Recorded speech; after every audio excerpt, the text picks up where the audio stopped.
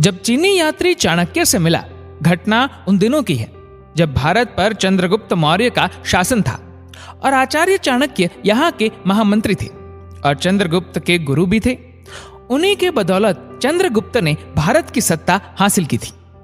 चाणक्य अपनी योग्यता और कर्तव्य पालन के लिए देश विदेश में प्रसिद्ध थे। उन दिनों एक चीनी यात्री भारत आया, यहाँ घूमता फिरता।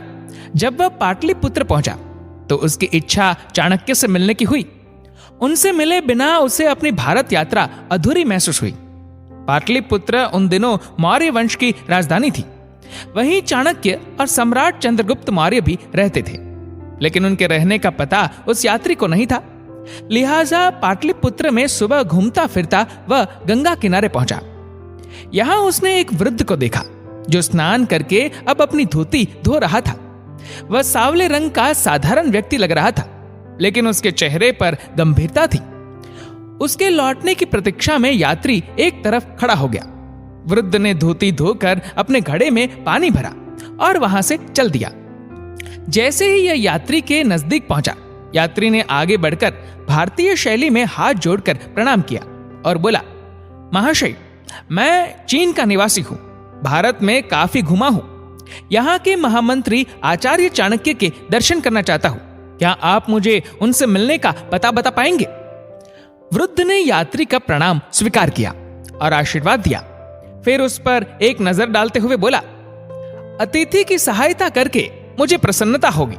आप कृपया मेरे साथ चले। फिर आगे आगे वह वृद्ध और पीछे पीछे वह यात्री चल दिए। वह रास्ता नगर की ओर न जाकर जंगल की ओर जा रहा था। यात्री को आशंका हुई कि वह वृद्ध उसे किसी गलत स्थान पर तो नहीं ले जा रहा है। फिर भी उस वृद्ध की नाराजगी के डर से कुछ कह नहीं पाया।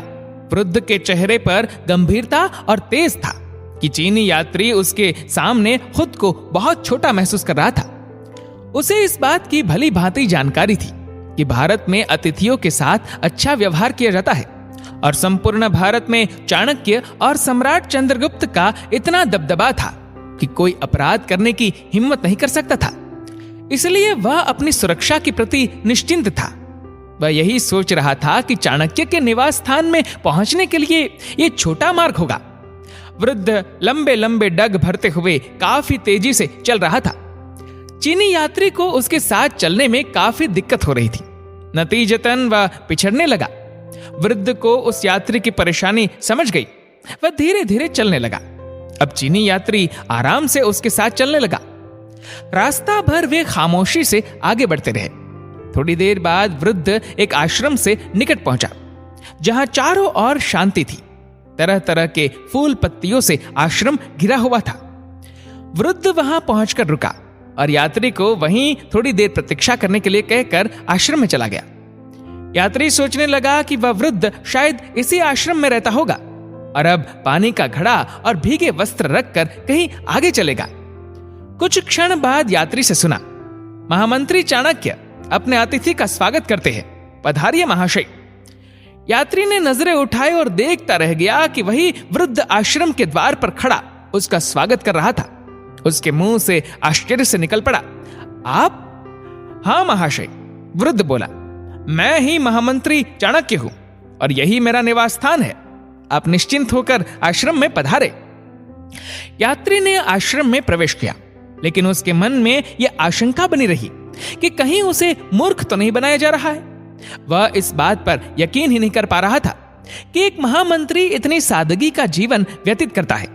नदी पर अकेले ही पैदल स्नान के लिए जाना, वहां से स्वयं ही अपने वस्त्र धोना, घड़ा भर कर लाना और बस्ती से दूर आश्रम में रहना, ये सब चाणक्य जैसे विश्व प्रसिद्ध व्यक्ति की ही दिनचर्या है। उसने आश्रम में इधर उधर देखा।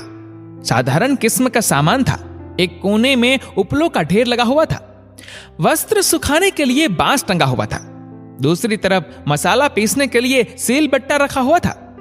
कहीं कोई राजसी ठाट बाट नहीं था। चाणक्य ने यात्री को अपनी कुटिया में ले जाकर आदर सहित आसन पर बिठाया और स्वयं उसके सामने दूसरे आसन पर बैठ गए। यात्री के चेहरे पर बिखरे हुए भाव समझते हुए चाणक्य बोले, महाशय, शायद आप विश्वास नहीं कर पा रहे हैं कि इस विशाल राज्य का महामंत्री मैं ही हूं। तथा ये आश्रम ही महामंत्री का मूल निवास स्थान है। विश्वास कीजिए, ये दोनों ही बातें सच है। शायद आप भूल रहे हैं कि आप भारत में हैं, जहां कर्तव्य पालन को महत्व दिया जा रहा है, ऊपरी आडंबर को नहीं। यदि आपको राजसी ठाट बाट देखना है तो आप सम्राट के निवास स्थान पर पधारे। राज्य का स्वामी और उसका प्रतीक सम्राट होता है, महामंत्री नहीं। चाणक्य की बातें सुनकर चीनी यात्री को खुद पर बहुत लज्जा आई कि उसने व्यर्थ ही चाणक्य और उनके निवास स्थान के बारे में शंका की। इत्तेफाक से उसी समय वहां सम्राट चंद्रगुप्त अपने कुछ कर्मचारियों के साथ आ गई। उन्होंने अपने गुरु के पैर छुए और कहा, गुरुदेव, राजकार्य के संबंध में आपसे कुछ सलाह लेनी थी, इसलिए उपस्थित हुआ हूं। इस पर चाणक्य ने आशीर्वाद देते हुए कहा, उस संबंध में हम फिर कभी बात कर लेंगे। अभी तो तुम हमारे अतिथि से मिलो।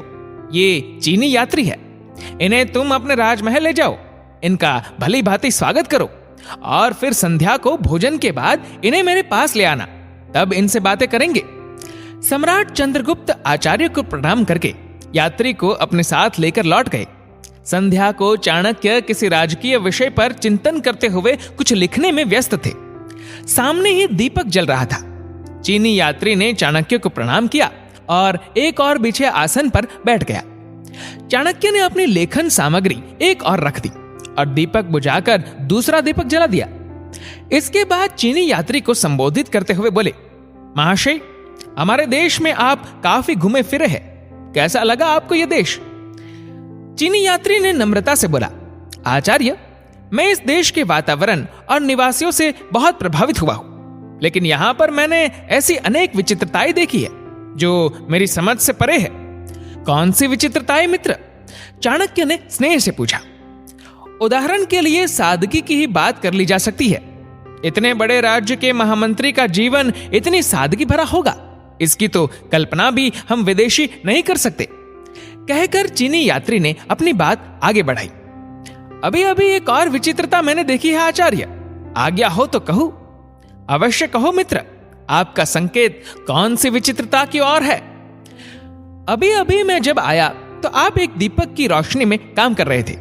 मेरे आने के बाद उस दीपक को बुझाकर दूसरा दीपक जला दिया। मुझे तो दोनों दीपक एक समान लग रहे हैं। फिर एक को बुझाकर दूसरे को जलाने का रहस्य मुझे समझ नहीं आया। आचार्य चाणक्य मंद मंद मुस्कुराकर बोले, इसमें ना तो कोई रहस्य है और ना विचित्रता।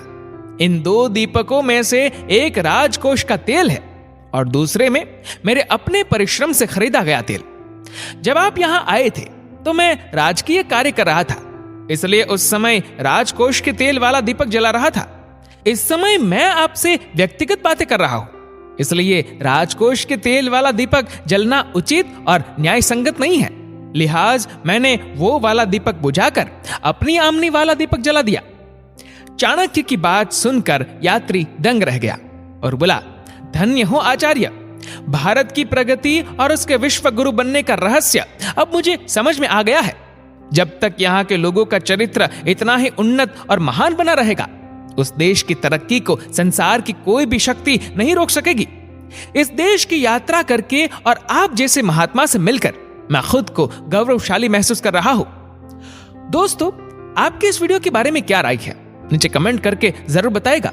और अगर आपको ये वीडियो अच्छा लगा हो तो इस वीडियो को लाइक करेगा, शेयर करेगा ज्यादा से ज्यादा लोगों तक। और ऐसे ही और भी इंस्पिरेशनल वीडियोस के लिए सब्सक्राइब करें हमारे यूट्यूब चैनल को और फेसबुक पर फॉलो करें हमारे पेज को। धन्यवाद।